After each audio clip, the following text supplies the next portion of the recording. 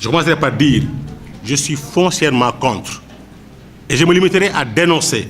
Je ne me limiterai pas à dénoncer, mais je combattrai ouvertement ces tentatives de confiscation de l'espace politique par des menaces, des injures, des invectives, des calomnies, par une occupation de l'espace digital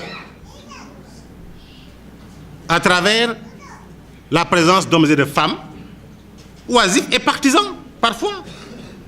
Partisans. Au Sénégal aujourd'hui, on a noté que plusieurs acteurs politiques ne parlent plus objectivement. Ils parlent sur la base de leur appartenance à un camp, à un clan, et dans la logique de défendre des intérêts, et veulent faire taire certains. Je vous appelle en communication, on appelle cela quoi? Une experte de la communication appelée Elisabeth Noël Neumann a théorisé ce qu'on appelle la spirale du silence. On n'y tombera pas. C'est quoi la spirale du silence? C'est lorsque un groupuscule, violent verbalement, ou violent par ses méthodes et ses pratiques, veut tout faire pour faire taire ceux-là qui pensent autrement, qui ont des opinions contraires, des choix contraires, des convictions contraires, par une sorte de lynchage médiatique ou par d'autres formes, au point de leur faire dire le contraire de ce qu'ils pensent ou de les faire taire pour ne point dire ce qu'ils veulent dire et ce qu'ils croient parce qu'ils ont peur d'être attaqués, d'être lynchés, de faire l'objet en fait de répression par voie numérique, par voie médiatique ou par d'autres méthodes. C'est une stratégie en communication.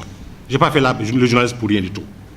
C'est la stratégie aujourd'hui de petits minoritaires qui rêvent debout en pensant que le pays dirigé par Senghor, le meilleur de sa génération, Abdou Diouf, le meilleur de sa génération, major de l'INFOM, qui a été gouverneur, haut fonctionnaire, ministre, premier ministre, avant d'être chef d'État, suivi par Abdoulaye Wade, le plus diplômé de toute sa génération du Cap Auquel, comme on l'appelle, qui a mené un combat farouche avec beaucoup de courage et d'abnégation, de patience et de persévérance, suivi par Macky Sall, qui a mené le combat qu'il fallait, sans être le fils de, le neveu de ou le petit-fils de, mais sur la base de la méritocratie républicaine, s'est battu également pour diriger les étudiants quand il était étudiant, diriger des cadres quand il devait être, quand il était cadre, en s'engager dans un parti politique d'opposition alors qu'il était déjà ingénieur et qui pouvait choisir le camp du pouvoir pour avoir des promotions en renonçant ainsi à des avantages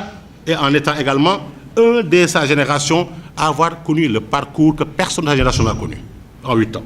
Directeur général, ministre, député, président de l'Assemblée nationale, premier ministre avant de devenir président de la République. Ce pays-là, on ne doit pas le laisser sombrer entre des mains d'aventuriers inexpérimentés qui n'ont jamais eu à gérer même le plus petit budget pour pouvoir démontrer qu'ils sont transparents, honnêtes ou sincères dans la gestion.